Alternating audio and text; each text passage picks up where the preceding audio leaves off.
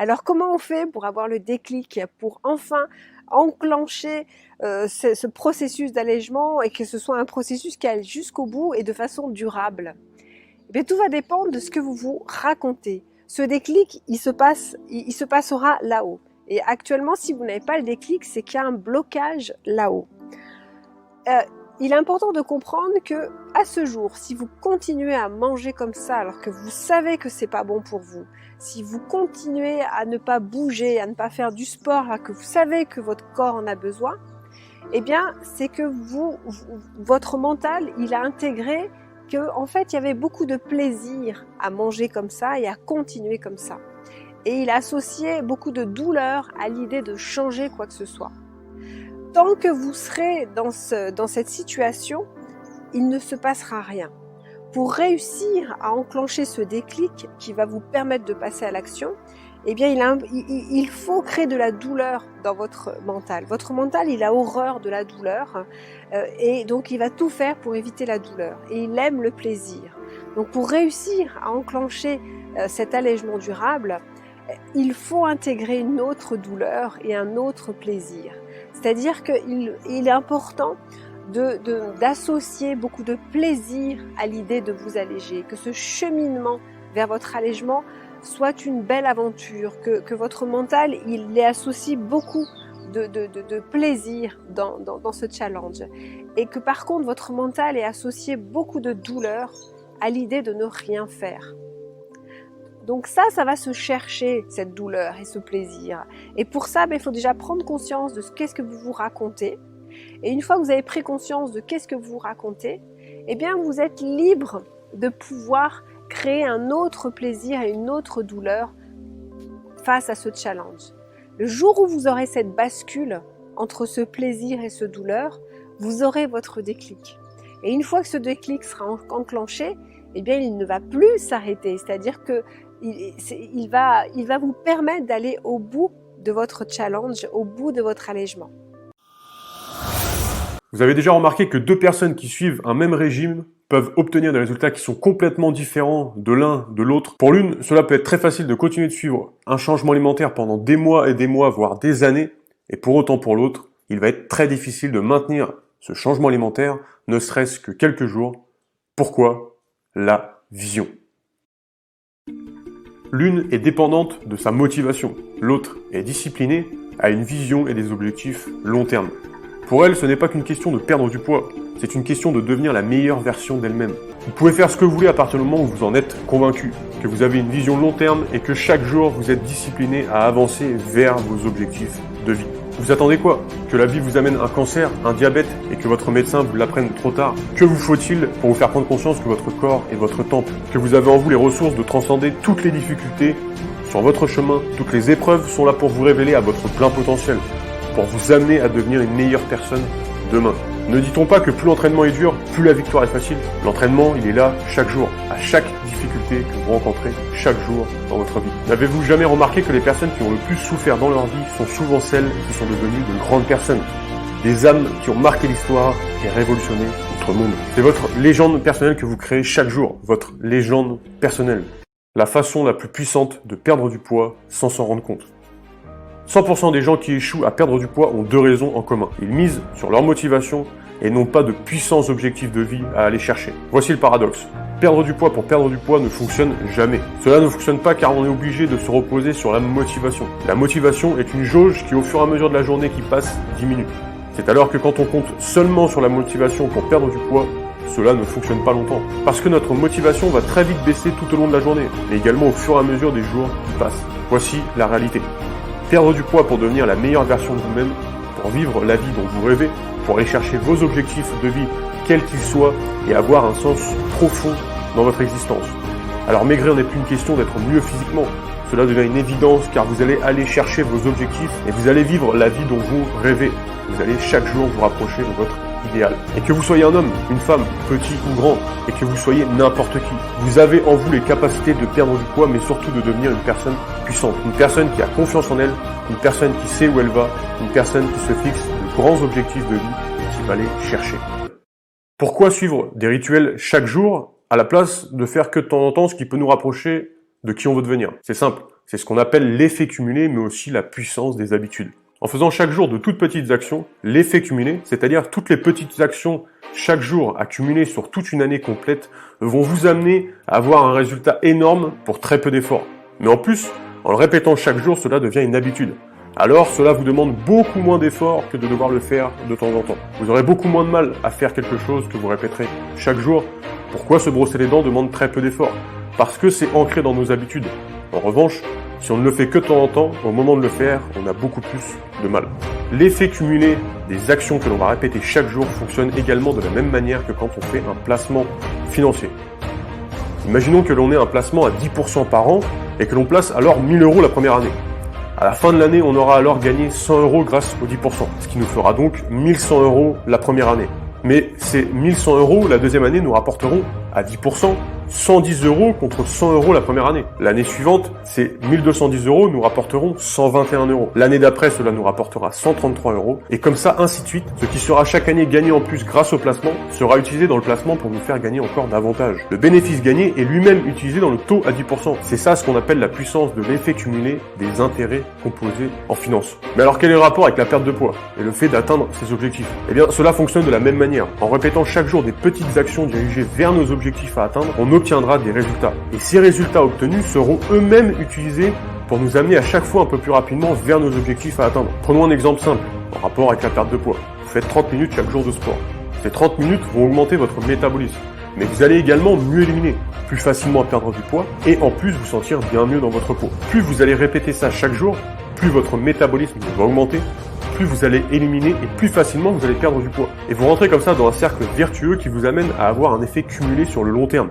Où plus vous allez faire, plus les résultats que vous allez obtenir le jour même vont eux-mêmes vous apporter encore plus de résultats le lendemain. Et on va comme ça utiliser la puissance de l'effet cumulé chaque jour dans chacun des objectifs à atteindre, où chaque résultat obtenu nous permettra d'avoir encore plus de résultats par la suite, dans le même principe qu'un placement financier. Plus je bouge, plus mon métabolisme augmente, plus j'élimine de toxines, de déchets et de mauvaises graisses, plus je perds du poids rapidement. Plus je perds du poids, plus il est facile d'en perdre, et ainsi de suite. Rien que par le fait de mieux manger et de se bouger, vous allez gagner confiance en vous. Vous allez répéter chaque jour des petites actions qui vont devenir des rituels. Les premiers jours, voire les premières semaines, seront les plus difficiles, puisque vous allez instaurer une nouvelle habitude. Une fois en place, au bout d'un moment, vous n'allez même pas vous en rendre compte que vos premiers résultats seront là. Pas la peine de se peser tous les jours. Sûrement pas, bien au contraire. Apprenez à mieux manger et pesez-vous maximum une fois par semaine le matin à jeun. Si vous devez retenir qu'une seule chose de cette vidéo, c'est cette phrase. N'attendez pas d'avoir un problème de santé pour vous prendre en main. Pour maigrir, en quelque sorte, il faut tromper le corps humain. Qu'est-ce que je veux dire par là? C'est assez simple. Admettons que vous fassiez un régime très rapide qui a pour but de vous faire perdre beaucoup de poids rapidement. D'après vous, que se passera-t-il par la suite, à la fin de ce régime? Dans une majorité des cas, le corps humain va réagir instinctivement pensant que vous êtes en famine, en situation difficile, en situation extrême, en situation de survie. Alors qu'en réalité, vous êtes tout simplement en surpoids ou obèse et vous souhaitez maigrir rapidement. Vous allez avoir tout simplement des signes de boulimie, littéralement une envie incessante de manger beaucoup et surtout très gras ou très sucré. Excepté si vous avez des nerfs solides, il est très déconseillé de faire des régimes express. Littéralement, si vous voulez maigrir, il faudra être très patient, puisque ça se fait sur un très long terme. Après, ça dépend de votre masse corporelle. Le bilan est simple, dans la majorité des cas, des personnes ou des individus ayant donc, n'ayant pas des nerfs d'acier, si j'ose dire, donc pour résister à la tentation de manger après le régime, la majorité des cas, ils ont une récupération du poids égale à ce qu'ils avaient perdu, voire plus dans quelques cas. En réalité, le meilleur régime qui fonctionne se décrit en 3 mots. Le sport, l'équilibre et la volonté. Le sport ou l'effort physique est la base de la vie. Une machine ou un corps humain est fait pour travailler ou faire une activité qui vous demandera de l'énergie en retour. Si vous ne faites aucune activité, l'apport énergétique absorbé par les repas sera stocké dans les graisses. L'équilibre. Ce que je veux dire par l'équilibre, c'est l'équilibre alimentaire. Dans la nature, nous trouvons des nutriments plus ou moins gras et sucrés. Comme vous le savez, le corps humain adore stocker les graisses. Donc il est important, voire primordial, d'adapter son alimentation à son quotidien de vie. Donc pour ça, étant donné que je n'ai pas suivi d'études de diététicien, je pense que le mieux est de voir un spécialiste dans le domaine pour qu'il vous aiguille dans le domaine. C'est-à-dire en vous conseillant des repas, bref. Et enfin, le dernier point, la volonté. Car sans volonté, rien ne pourrait arriver. Sans la volonté de faire une telle ou telle action, la chose en question ne se réalisera jamais. Littéralement, si vous n'avez pas l'envie, la conviction profonde de réellement perdre du poids, vous n'y arriverez jamais. Ce n'est pas « ouais, je veux perdre du poids, bon, pas trop ». Non, c'est « je veux perdre du poids, je veux maigrir ». Ça, il faut être clair sur ce domaine. On n'a pas bâti le monde sur des rêves, mais sur une volonté. Mais rassurez-vous, dans certains cas, ce sont tout simplement une mauvaise habitude alimentaire qui font que vous prenez du poids, comme par exemple prendre de mauvais aliments au mauvais moment, mal se connaître, ou tout simplement grignoter, ce qu'un spécialiste vous aidera dans ce domaine-là. Vous devez vous former avec un diététicien, je ne suis pas médecin du tout, avec un médecin, avec des gens très compétents. Vous devez apprendre. Je vais vous donner un exemple. Si par exemple, vous avez des carences nutritionnelles, eh bien, vous aurez parfois du mal à maigrir. Les carences nutritionnelles empêchent parfois de maigrir. Et c'est évidemment le manque de sommeil. Le manque de sommeil, d'accord ? Ça, c'est un... On va revenir tout à l'heure sur le S, mais le manque de sommeil, si vous ne dormez pas suffisamment, vous ne perdrez pas ou très peu de poids. Tu auras beau te batailler, tu auras du mal à perdre du poids. Je ne parle pas de la bouée, notamment chez les hommes ici, qui est due notamment au cortisol, l'hormone du stress. Et là, plus on stresse, plus on stocke du gras ici. Mais la science le démontre. Il y a des carences alimentaires qui vous empêchent de perdre du poids. Par exemple, si vous êtes en manque d'iode, si vous êtes en manque d'iode, notamment dans certains sels, etc. Mais l'iode, si vous manquez d'iode, vous avez un problème. Pourquoi ? Parce que l'iode permet de synthétiser nos hormones thyroïdiennes. Et lorsque la thyroïde va mal, le système la chamade. Si vous manquez d'iode, la synthèse de vos hormones de la thyroïde vont être au ralenti et vous allez avoir du mal à perdre du poids. Un autre exemple, le fer, notamment avec la menstruation chez les dames, évidemment, les dames manquent souvent de fer. Certains hommes aussi, donc il faut faire attention à ça. Est-ce que dès qu'on manque du fer, on ne perd pas de poids automatiquement ? C'est plus complexe que cela, mais une carence en fer, ça vous empêche de perdre du poids. Pourquoi ? Parce que le fer, c'est l'indispensable de la dopamine.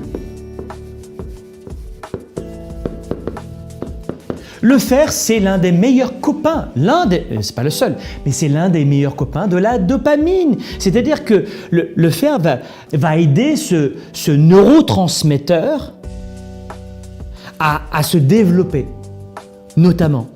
Et à quoi sert la dopamine ? La dopamine égale motivation. Se lever le matin, y aller, arrêter de traîner les pieds. Et vous étiez loin de penser que peut-être que le fer avait autant d'importance. Pierre Ducamp, qui est ici. Bonjour Pierre, venez, je vous en prie. Alors, Pierre, on a parlé avec Danielle Jerkens de son régime sans sucre total. Elle a perdu 6 kilos. Je vais vous laisser reprendre votre souffle, évidemment. La question que je voulais vous poser pour reprendre un peu ce que disait Jean-Michel Cohen, ne plus manger de sucre, est-ce que pour vous c'est la solution pour perdre du poids ? Puisque votre régime, à l'inverse, si je ne me trompe pas, fait la guerre au sucre. Enfin, justement, fait la guerre au sucre. Ça fait 40 ans que je fais la guerre au sucre. Quand je vois un livre écrit là-dessus, ça me fait plaisir parce que je me dis qu'enfin, les médias s'en intéressent. Et le sucre, c'est un vrai danger. Mais alors, il y a un autre problème sous-jacent, c'est que les marchands de sucre, parce que vous êtes conscient que les marchands de sucre, ça les dérange quand on parle de ça. Bien sûr. Donc eux, si vous voulez, ils rattrapent l'affaire d'une autre manière. Ils se disent, bon, le public commence à imaginer que le sucre, c'est pas bon pour la santé, alors on va s'attraper sur la farine. La farine blanche, qui est une farine travaillée, trafiquée, tout ce qu'on peut imaginer, parce qu'elle est bon marché. Donc, mais la farine blanche, l'index glycémique de la farine blanche, c'est-à-dire le temps que la farine met de la bouche jusqu'au sang, est exactement le même que celui du sucre, est exactement le même que celui des cornflakes, est exactement le même que celui du riz blanc et de la fécule de pommes de terre. Voilà. Si vous enlevez ça, il n'y a plus de diabétiques, il n'y a plus d'obèses sur Terre. Alors, c'est intéressant. Au-delà des efforts à faire sur le sucre, Pierre, votre méthode est basée, je le dis, sur les régimes protéinés. Viande, poisson, fromage blanc à 0%.